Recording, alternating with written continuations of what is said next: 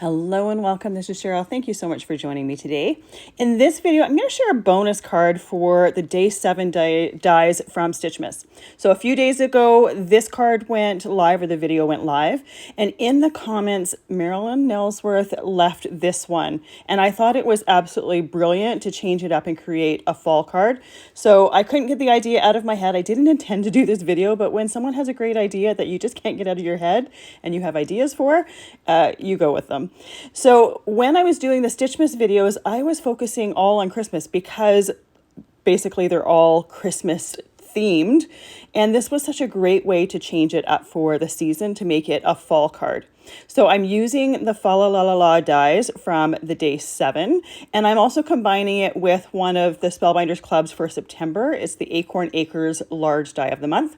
Now to change it up just a tiny little bit, obviously I'm using fall colors, but I'm also changing up the stitching.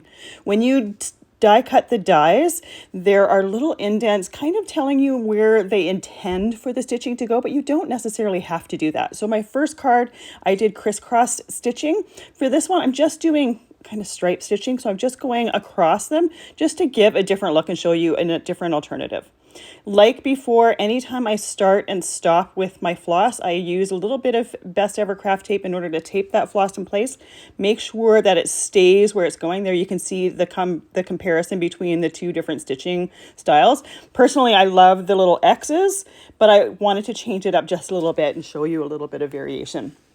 So once I have my letter done here, I'm using a little bit of Barely Art glue. I take the shadow and then I'm using some sewing clips in order to hold those pieces together while I stitch my next piece.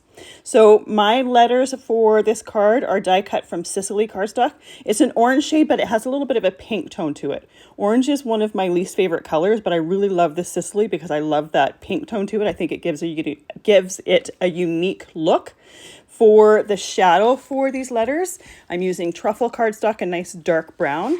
And then I really liked the gold floss for the stitching for my first card, so I stuck with that.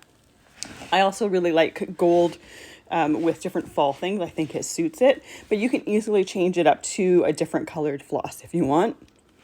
So I did the F, I'm doing the A now. The L's I'm going to just do off screen because the stitching is really quite easy. I'm doing it exactly the same, and there's basically one stripe for each one of those letters. I start and stop with a little bit of Best Ever Craft tape to hold that floss in place. Once all of my stitching is done, I glue it in place onto the shadow. If you want to add a little bit of dimension, you could cut the letters twice, glue it to a second letter, stitching die cut letter, and then glue it to the shadow. It would just give you a little bit more dimension to it. I love the fact that you can pick and choose how you make these pieces look. So you can do it as is, or you can embellish it just a tiny little bit. With the large die of the month, the Acorn Acres, I'm using the leaf die cuts as well as the word happy die cut. I have these leaves die cuts from some beeswax cardstock, and I'm doing a little bit of ink blending on them just to make them look a little bit more like fall leaves. So I started off with some peeled paint distress ink. Then I went in with some rusty hinge. Next, I'm doing some fired brick distress ink. You could also do it like a mixed media background or a distress background with a bunch of different colors on mixed media cardstock and then die cut them. That would look fantastic as well. Lastly, I'm doing a little bit of walnut stain cardstock to tie it in with the walnut stain distress ink to tie it in with the truffle cardstock that I'm using for different accents on the letters or the shadow of the letters. Here are my leaves completely done. So easy and quick to do. For the background, I'm using the Oak Forest embossing folder. I have it with some Hammermill cardstock here. You can use whatever cardstock you want. I just want to choose something that's nice and easy to emboss. And I like the Hammermill. It's inexpensive and it embosses really, really well. It's not too thick. And then if I want to add a little bit of ink blending, it's really easy to do. For my mat, I'm using another piece of that Sicily cardstock, and you can see that is the piece that I die cut the letters out of the center. Our emboss piece is going to go right over top of that, so no one is ever going to know there was anything die cut. Just a little way to extend your cardstock just a little bit more. So I have my mat trimmed to 4 inches by 5¼ inches. My embossed piece, once it was done being embossed, I trimmed that down to 3¾ inches by 5 inches. Originally, I wasn't going to add ink blending to the background, but I think it's a great way to soften it up, to bring out that pattern and just to frame it in a little bit. So I used that walnut stain distress ink with a large blending brush. So when I did my leaves, I used smaller blending brushes because those leaf die cuts were a lot smaller and I wanted to make sure I had room for the different colors.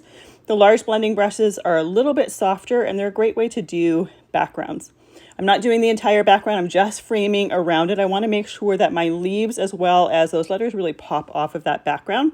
But with that ink blended, I can glue that to the background or the mat of the card. I put a little acrylic block on my things when they're drying. It just frees up my hands to do other things. Another great use for it is I can lay out the design that I have in my head on top of that acrylic block. I can see exactly how it's going to look on my background. And then when I'm satisfied or I know exactly what I'm going to do, I can just lift that whole block off to the side and I have my design there. I don't have to remember exactly what I was going to do or where I was going to put everything, especially when you're doing something that has a ton of pieces to it. I'm using Barely Art glue to glue everything together. I use this for, I want to say like 95% of what I do. I have it in a fine line bottle, so it works perfectly for assembling tiny die cuts. It also works great for assembling your cards, and that liquid glue gives you that wiggle room to move and shimmy things in place. So with my leaves down, I put my letters on top of my card just so that I could kind of get an idea for the spacing when I'm gluing them down. I want to make sure that they're fairly centered in the center of my card, although with the embossed background as well as the leaves, there's a little bit more forgiveness there because there's other things to look at. Once I have those glued down and I just adjust my letters and my spacing a little bit, I can add that happy die cut. That is also die cut out of that same truffle cardstock that I've used for the mat around the outside of the letters.